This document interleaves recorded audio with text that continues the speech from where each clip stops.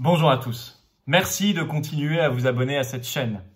Notre pays a connu le 5e plus fort taux de mortalité par habitant lié à l'épidémie de coronavirus. Déjà plus de 28 000 morts en France. C'est un échec retentissant. Nous allons voir en quoi notre système de santé a montré des failles béantes. On va en étudier 3 en particulier très concrètes. Je me fonde pas mal sur les écrits de Laurent Muccelli, je vous en ai déjà parlé, c'est un directeur de recherche au CNRS qui étudie avec une équipe de chercheurs la manière dont l'épidémie a été traitée en France et ce que ça veut dire sur notre système de santé, et il le fait depuis le début du confinement. On va aussi avoir des réflexions qui nous seront évidemment totalement propres. Je vous le dis tout de suite, il faut faire une véritable révolution de notre système de santé. Et ça va nécessiter une bonne dose de courage et d'indépendance, notamment par rapport aux instances supranationales et par rapport à l'industrie pharmaceutique et à une certaine vision de la santé. Alors les 3 failles béantes dont je vous parle, je crois qu'elles sont évidentes. D'abord, c'est l'hystérie immédiate dès qu'il a prononcé quelques mots autour du professeur Raoult et de son traitement. On va y revenir. Ensuite, c'est le fiasco des essais cliniques et surtout la surfocalisation sur la seule stratégie de l'essai clinique contre le traitement. Et la 3e faille béante, ça n'a pas été assez vu, ce sont ces décrets des 25 et 26 mars 2020, dès le début du confinement, qui ont interdit aux médecins de prescrire et ont limité de manière historique et inédite leur liberté. L'hystérie autour de Raoult d'abord, elle a été manifeste et incroyable, il faut l'étudier dans les manuels de sociologie. Dès qu'il a pris la parole, on s'est attaché à son look, on s'est attaché à sa personnalité, à ses opinions politiques supposées, ce qui n'a rien à voir avec l'affaire. Et dès qu'il a évoqué son traitement, hydroxychloroquine, azithromycine en début de maladie, vous le savez, ce qui est une forme de prévention secondaire, c'est-à-dire la prévention secondaire, c'est quand on traite une maladie avec des symptômes bénins pour éviter que la maladie ne dérive vers une forme grave. Bon, c'est tout simplement ce qu'il a proposé, c'est assez classique. Eh bien, on s'est attaché tout de suite à diaboliser le personnage et son traitement. L'hydroxychloroquine, d'un coup, devenait très dangereuse, avec beaucoup d'effets secondaires, des problèmes cardiaques très importants, et alors qu'elle était consommée depuis des décennies et en libre vente jusqu'au 15 janvier 2020 en France. Chaque année, il y a des dizaines de millions de personnes qui prennent des comprimés d'hydroxychloroquine. Quant à l'azithromycine, ça n'est qu'un simple antibiotique très classique.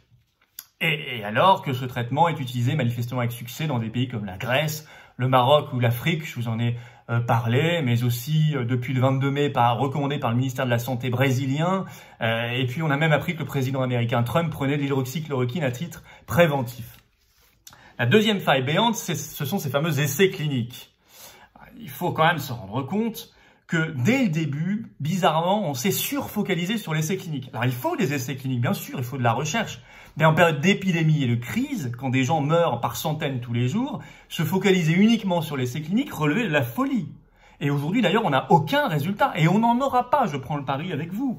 Le plus emblématique, c'est le fameux essai clinique européen Discovery, qui est un fiasco total, dont les résultats devaient d'abord être annoncés début avril, puis fin avril, puis Emmanuel Macron avait dit le 14 mai, nous sommes 8 jours plus tard, on n'a toujours pas de résultats et plus personne n'ose même en parler.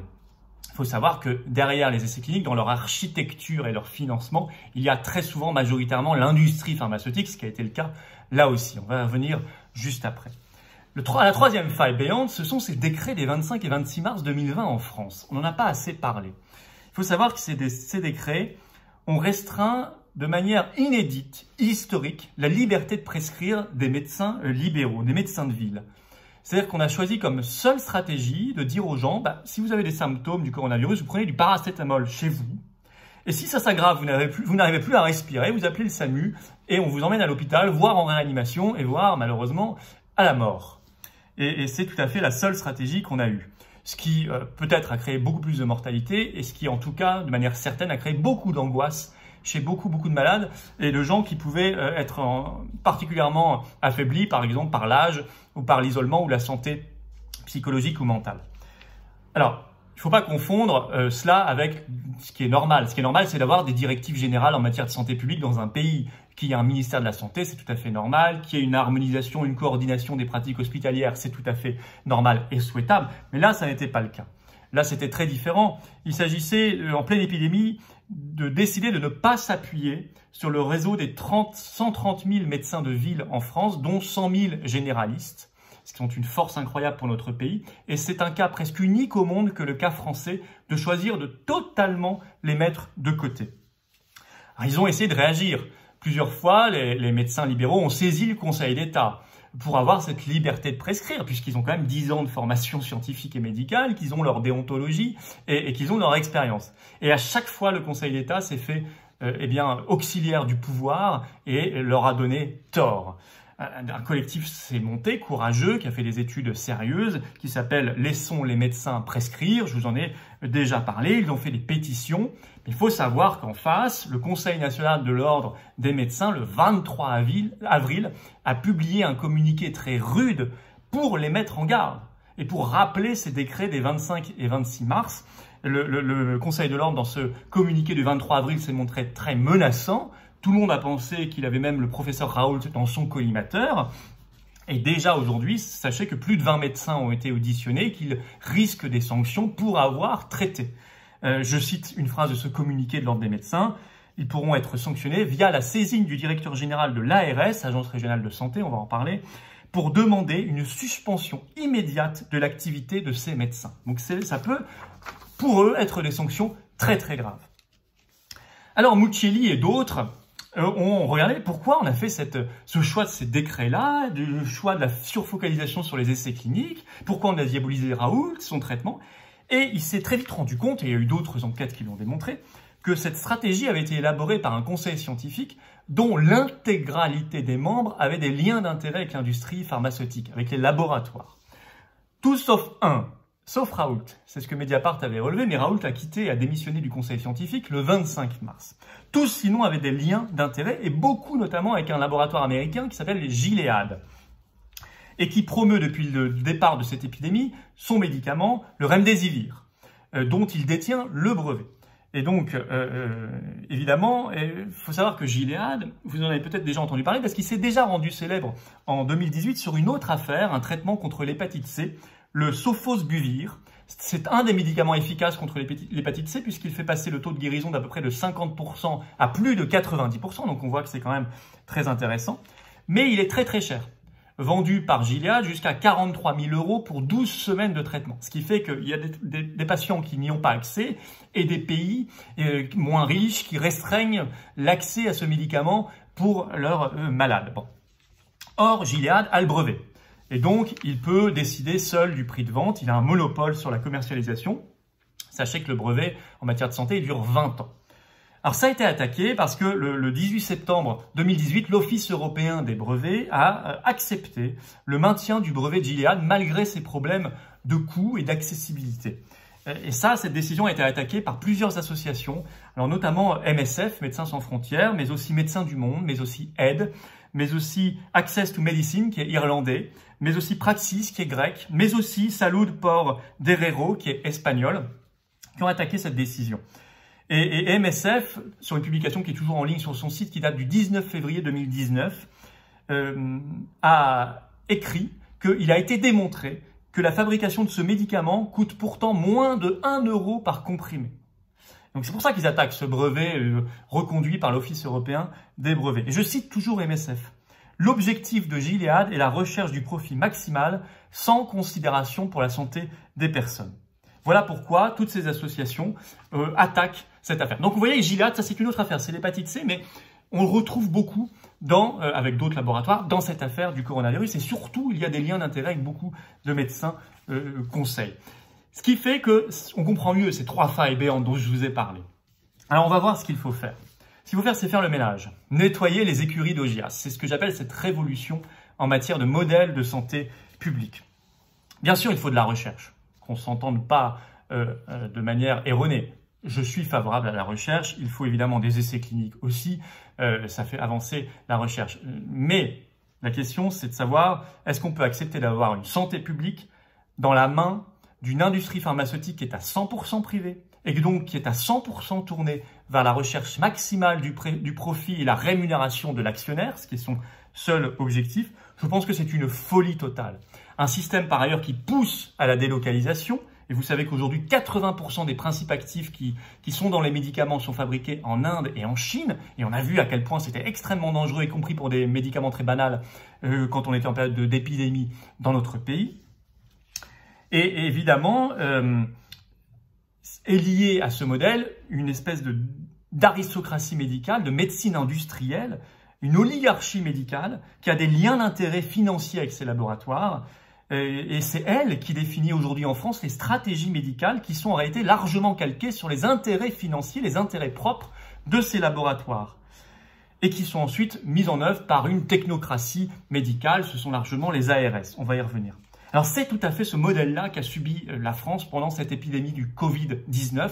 Et c'est ça qui fait qu'aujourd'hui, en partie, en tout cas il y a d'autres raisons évidemment, on a plus de 28 000 morts aujourd'hui dans notre pays. Alors les mesures qu'il faut prendre de salut public en matière de santé révolutionnaire. D'abord, il faut intégrer absolument la recherche et l'industrie pharmaceutique dans une filière publique ayant à cœur l'esprit de service public, y compris par des nationalisations même temporaires, stratégiques, s'il le faut. Il faut accepter la stratégie de la prévention secondaire dont je vous parlais avec Raoult, mais aussi de la stratégie du repositionnement des anciennes molécules, c'est-à-dire ne pas toujours chercher la nouvelle molécule forcément nouvelle, forcément plus chère. Non, on peut repositionner des anciens médicaments, même qui ne coûtent rien, même s'il n'y a plus de brevets. Et il faut accepter de le faire. Mais vous voyez bien que pour faire cela, puisque ça n'est pas rentable par définition, il faut accepter que ce soit une filière publique et que ce soit un service public. Deuxième mesure, il faut supprimer les agences régionales de santé, les ARS, qui ont été créées en 2010, qui se fondent totalement sur cette vision technocratique et financière. Elles nous l'ont encore rappelé le 5 avril, puisque l'ARS Grand Est, le 5 avril, confirmait qu'à la rentrée, il y aurait bien la suppression de 600 lits d'hôpital dans les hôpitaux de Nancy. Bon, ça a fait un scandale, donc le ministre de la Santé Véran a été obligé le lendemain de limoger le directeur de l'ARS Grand Est, mais s'il l'a dit, c'est qu'il se sentait libre de le dire, et ça démontre en tout cas une certaine vision des choses, en pleine crise, en pleine épidémie, c'était incroyable, mais très significatif. Il faut bien sûr un ministère de la Santé, et qu'on s'entende bien, je vous l'ai dit, mais on peut organiser les choses de manière totalement différente, et nous l'avons fait d'ailleurs pendant longtemps. 3, il faut développer la prévention. La France a beaucoup de retard sur la prévention, notamment sur les meilleures pratiques en matière d'alimentation, les meilleures pratiques sportives, les meilleures pratiques en matière de mode de vie. Il faut que les gens aient accès à tout cela et il faut notamment qu'ils aient accès à une bonne alimentation, aux bons conseils alimentaires, qu'ils aient accès plus facilement et à titre moins onéreux au bio, à tout ce qui est bon. Parce que la prévention, c'est moins de maladies et ça évite d'avoir recours forcément au tout curatif, au tout chimique derrière. Et ce qui n'est pas la bonne stratégie, y compris d'ailleurs du point de vue financier. 4, il faut s'appuyer évidemment sur le réseau des médecins de ville complètement délaissés, je vous l'ai dit, dans cette affaire, qui sont pourtant formés et qui sont responsables. 5, il faut obliger les médecins-chercheurs, et ça c'est Raoult qui l'a préconisé, je pense que c'est une excellente idée. Il faut qu'au moins une fois par semaine, peut-être même une demi-journée par semaine, les médecins-chercheurs soient obligés d'être au contact des patients et de les traiter. Voilà. Sinon, il y a une déconnexion terrible qui s'opère. 6, il faut sortir de la logique de l'essai clinique à tout prix et exclusif, surtout en période de crise et d'épidémie, et réapprendre le b.a.-ba de la médecine, détecter, isoler, traiter, suivre son patient. C'est le b.a.-ba, mais il a été complètement oublié et mis de côté pour des raisons très financières d'ailleurs dans cette crise. 7, il faut faire la chasse au conflit d'intérêts. Si un conflit d'intérêts touche un responsable politique, celui-ci doit être déclaré inéligible à vie. À vie. Il faut avoir le courage de le faire. Il faut interdire les allers-retours entre industrie pharmaceutique et cabinet ministériel, ou administration, hauts fonctionnaires, ou parlementaires, ou ministres. Ça doit être interdit. 8, il faut interdire que les conseils médicaux qui définissent les stratégies médicales nationales en France ou qui conseillent le pouvoir en période de crise puissent avoir même de simples liens d'intérêt avec les laboratoires. Il ne faut pas qu'ils aient le lien d'intérêt, il ne faut pas qu'ils puissent être soupçonnés de telle ou telle dérive, avec évidemment lien d'intérêt avec l'industrie pharmaceutique. Ensuite, il faut rapatrier en France le processus de décision. Et je vous disais du courage et de l'indépendance par rapport aux autorités supranationales au niveau européen Il y a de gros problèmes avec l'Office européen du brevet. Je vous en ai parlé sur l'hépatite C, Gilead, mais il s'est illustré aussi à d'autres occasions. Il y a de la littérature là-dessus. Il faut que ce soit décidé au niveau national, qu'il y ait un contrôle démocratique. Même chose sur l'Agence européenne du médicament, je vous en ai parlé aussi, qui date de 1995, qui a eu aussi des affaires. La Cour des comptes européenne en 2012, par exemple, disait qu'il n'y avait aucune procédure contre les conflits d'intérêts en son sein. Il y a eu d'autres problèmes plus récents. Il faut que ce soit national et sous contrôle démocratique. Sachez que le projet d'Europe de la santé, dont parlent maintenant Macron et Merkel, serait une accentuation terrible de ces dérives et de ces failles béantes dont je vous parle et de ce modèle industriel de la médecine et financier. Il faut par ailleurs sortir de la logique comptable et financière pour l'hôpital en France. Et donc en redressant l'hôpital, en lui donnant des moyens, en réouvrant des lits, en payant bien les personnels soignants. Vous savez, c'est bon pour la santé publique des gens et c'est le premier objectif, évidemment. Mais à terme aussi, ça fait faire des économies. Parce que si on détecte vite les gens, et même si on fait de la prévention, si on les traite bien, on aura moins de pathologies lourdes. Ce sont elles qui coûtent le plus cher, la sécurité sociale. Donc faire des économies, c'est même idiot d'un simple point de vue comptable. À la fin, ça coûte plus cher. Donc il faut être intelligent et humaniste sur cette question-là. Au niveau mondial, je vous l'ai déjà dit, il faut stopper la contribution financière française à l'OMS, qui a été très mauvaise dans cette crise du coronavirus. Je vous ai fait une vidéo spécialement là-dessus. Et tant que cette OMS est financée à 80% par des fonds privés, notamment beaucoup par l'industrie pharmaceutique, mais aussi par des fondations privées. Le premier financeur aujourd'hui de l'OMS, c'est la fondation Bill et Melinda Gates, qui finance 10% du budget de l'OMS. C'est considérable. Donc la France ne peut pas participer à ce système-là. Bill Gates, c'est l'informatique, c'est le logiciel, ça n'a rien à faire dans la santé. Ça pose trop de problèmes, surtout s'il finance 10% de l'OMS. Ça pose trop de problèmes. Vous savez, il y a eu une enquête par Lionel Astruc en 2019 sur cette fondation. Très intéressant. Il dit que Bill Gates est toujours présenté dans les médias comme, souvent on le qualifie de milliardaire philanthrope ou de milliardaire très généreux. Et lui, il dit non. Lui, il parle, je le cite, d'opacité. Et je le cite toujours. Il dit que Bill Gates a continué à s'enrichir. Par exemple, entre 2011 et 2018, sa fortune personnelle est passée de 56 milliards de dollars à 90 milliards de dollars.